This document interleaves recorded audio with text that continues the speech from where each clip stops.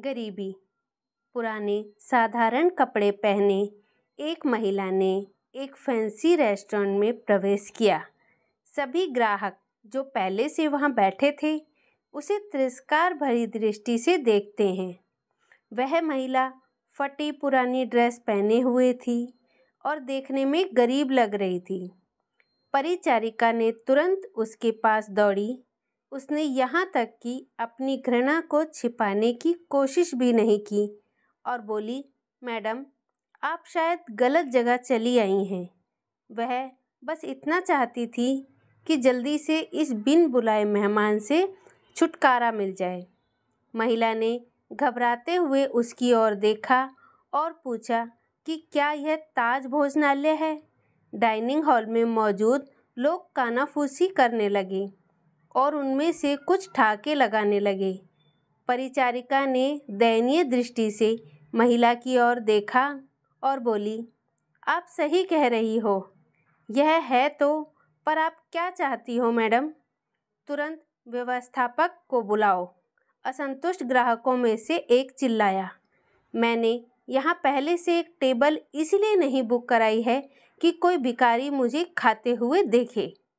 महिला ने अपना सिर नीचे कर लिया और धीरे से बोली, मैं तुम्हारा ज़्यादा समय नहीं लूँगी बेटा, केवल एक अनुरोध है कि आप इस तरफ आइए। परिचारिका ने अनिच्छा से बुजुर्ग महिला को सादर आमंत्रित किया। वो बस किसी तरह से उसे बाकी ग्राहकों की नज़रों से दूर ले जाना चाहती थी।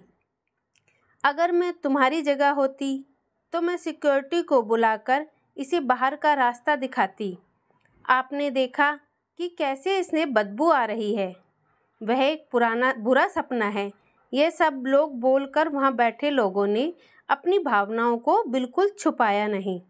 महिला मिठाइयों के शोकेस में गई और काफ़ी देर तक उसे देखती रही। वेटर उसे देखकर हंस रहे हैं। वह कह रहे थे, अगर ये यहाँ मुफ्त में खाने की उम्मीद करती है तो उसे कुछ नहीं मिलने वाला। ऐसा लगता था कि महिला ने उसकी बातों पर ध्यान नहीं दिया। महिला बोली, मुझे बताओ बेटा, क्या लेमन केक को केवल आधा खरीदना संभव है? इसकी लागत क्या है? मेरे पास 10-10 के 17 नोट हैं। उसने हाथ में कुछ मुड़े तुड़े पुराने नोट दिखाते हुए पूछा। वेटर्स ने मुश्किल हंसी रोकी। मैडम, मुझे नहीं लगता कि आपके पास इस केक के एक टुकड़े के लिए भी पर्याप्त पैसा है। यह केवल केक नहीं बल्कि हमारे महाराज द्वारा किया गया कला का काम है। इसके अलावा हम इसे आधे में नहीं बेचते। गरीब महिला शर्मसार हो गई। उसे ऐसा लगा कि उसके अंदर कुछ टूट गया हो। धीरे धीरे वह निराश कदमों से चलते हुए बाहर निकलने लगी। अचानक उसे रेस्टोरेंट के कोने में अपनी पत्नी के बगल में बैठे सैन्य वर्दी पहने एक व्यक्ति ने बुलाया। मैडम, कृपया यहाँ आओ, आप बहुत निराश लग रही हो। कुछ हुआ है क्या? उसने चेहरे पर मुस्कान के साथ पूछा। मेरी बेटी बहुत बीमार थी। वह बच्ची थी तो उस रेस्टोरेंट के पास से गुजरते थे और वह काफ़ी देर तक दुकान की खिड़कियों को देखती रहती थी। हमने एक दिन यह लेमन केक खाने का सपना देखा, लेकिन फिर वह बीमार हो गई। मेरे पति चले गए और हम दोनों का पेट पालने के लिए मुझे नौकरी करनी पड़ी। मेरे पास इलाज जारी रखने के लिए पैसे नहीं हैं, इसीलिए अब मैं उसके लिए कुछ भी नहीं कर पा रही। तो मैंने सोचा कम से कम उसे यह केक ही दिला दूं, लेकिन मेरे पास केवल 10 के 17 नोट हैं। इतना कहते हुए उसकी आंखों से आंसू बह निकले।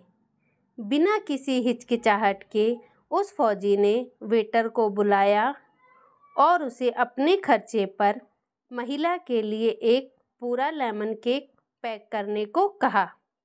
उन्होंने महिला से कहा, आज 17 साल हो गए जब हमने अपने बेटे लक्ष्य को खोया था। एक कार दुर्घटना में उसकी मृत्यु हो गई थी। मैं और मेरी पत्नी कुछ नहीं कर पाए। हालांकि वह एक डॉक्टर है। आपके पास में 17 नोट हैं और मेरा बेटा 17 साल का था। ये ऊपर वाले का इशारा नहीं है तो क्या है? फौजी की पत्नी ने गरीब महिला को अपना बिजनेस कार्ड दिया और बेटी के इलाज में मदद करने का वादा किया।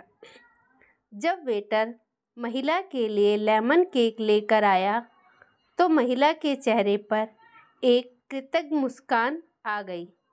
उसने फौजी और उसकी पत्नी को धन्यवाद दिया और वहाँ से चली गई। इस घटना के बाद रेस्टोरेंट में सब खामोश थे।